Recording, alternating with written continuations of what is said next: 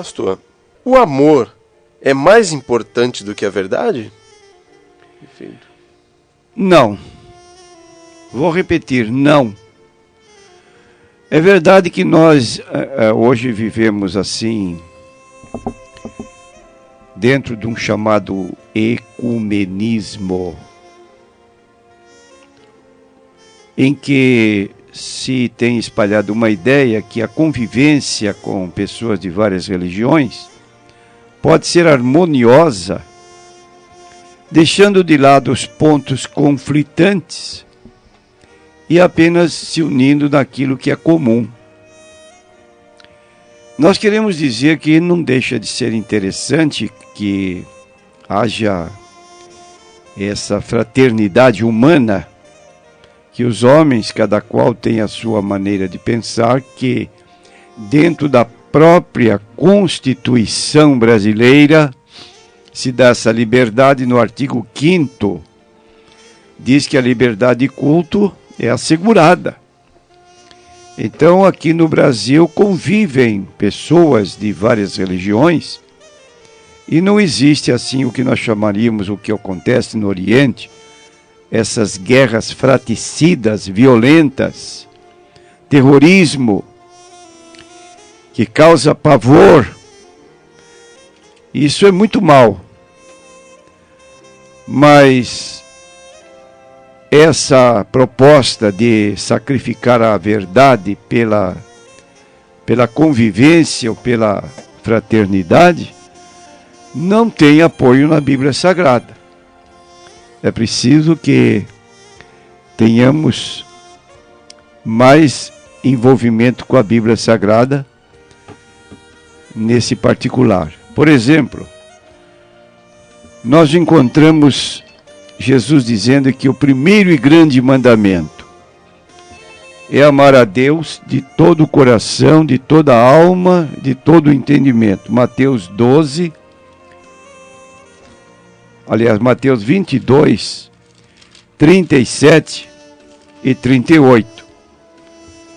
Então aí está um mandamento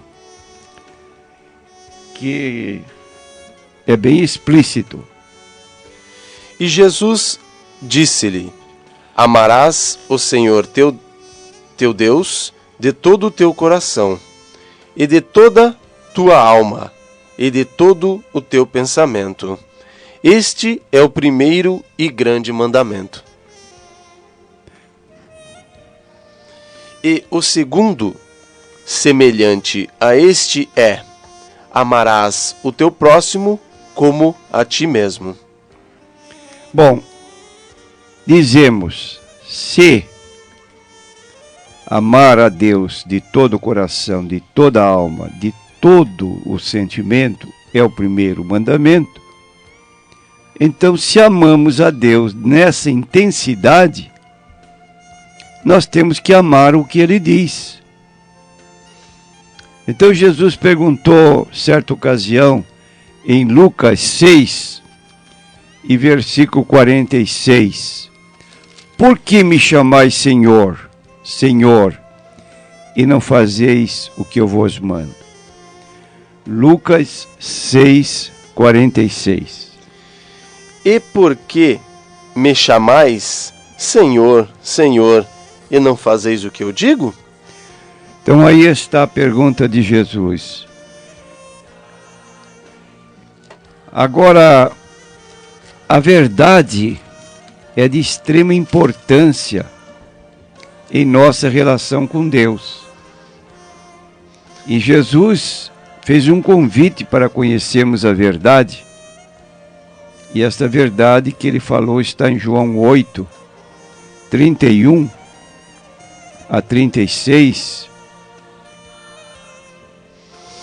Jesus dizia: pois aos judeus que criam nele, se vós permanecerdes na minha palavra, verdadeiramente sereis meus discípulos, e conhecereis a verdade, e a verdade vos libertará. Responderam-lhe: somos descendência de Abraão, e nunca servimos a ninguém. Como dizes tu, sereis livres? Respondeu-lhes Jesus: em verdade vos digo, que todo aquele que comete pecado é servo do pecado. Ora, o servo não fica para sempre em casa, o filho fica para sempre.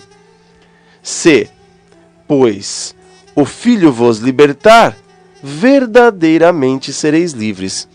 Então nós lemos também em 1 Timóteo, capítulo 2, versículo 4, Paulo afirmando que Deus deseja que toda pessoa seja salva.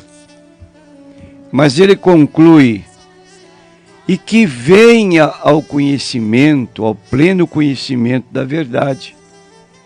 Repetindo 1 Timóteo, capítulo 2 e versículo 4. Que quer que todos os homens se salvem e venha ao conhecimento da verdade. Então, quer que todos os homens se salvem e venham ao conhecimento da verdade. Em João 4, versículo 20 a 24, Jesus dialoga com uma pessoa, uma mulher, conhecida como uma mulher samaritana, que tinha dúvidas sobre religião. E ela então pergunta a Jesus qual o lugar correto de se adorar a Deus. E adiantou que ela, samaritana, adorava a Deus no monte, conhecido como Monte Gerizim, e que os judeus adoravam a Deus em Jerusalém. E ela então perguntou qual é o lugar certo de adoração. Vamos ver o que Jesus respondeu para ela nessa parte de João 4, 20 a 24. Nossos pais adoraram neste monte, e vós dizeis que é em Jerusalém o lugar onde deve adorar. Disse-lhe Jesus: mulher, crê-me que a hora vem em que nem neste monte, nem em Jerusalém adorareis ao Pai. Vós adorais o que não sabeis. Nós adoramos o que sabemos, porque a salvação vem dos judeus. Então aí está, Deus é Espírito, e importa que os que o adoram, o adorem em espírito e em verdade. Está muito claro. Então qualquer pessoa que faz um ídolo, uma imagem, e se prostra diante da imagem ou diante do ídolo, ela está fazendo fora do propósito que Deus quer e que deixou registrado na sua palavra. Se amamos a Deus de todo o coração, de toda a alma e de todo o pensamento, então vamos nos ater a essa forma que Jesus recomendou, que Deus deve ser amado de todo o coração, de toda a alma, e jamais nós iríamos nos prostrar diante de uma imagem. Agora, o Salmo 115, no versículo 4, corrobora isso que a Bíblia declara, no sentido de sabermos que Deus é Espírito e não podemos pôr uma figura representativa do próprio Deus Pai para, mediante aquela imagem, estarmos cultuando a Ele.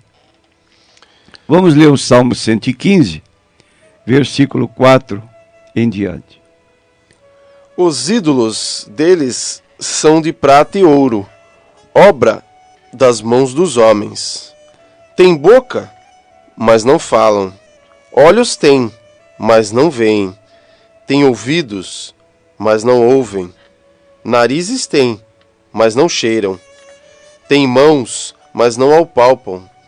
Pés têm, mas não andam. Nem som algum sai da sua garganta.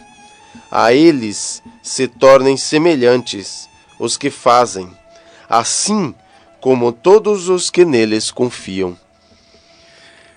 Então está aqui não podemos sacrificar a verdade por motivo de amizades, que é muito bom que vivamos em paz. Deus quer que assim aconteça, que todos nós vivamos em paz com os nossos vizinhos, amigos, conhecidos, mas que, acima de tudo, a Deus deve ser amado de todo o coração, de toda a alma, de todo o pensamento, e sendo assim, devemos primeiro atender o que Deus diz na sua palavra e ter uma forma de culto que o agrada.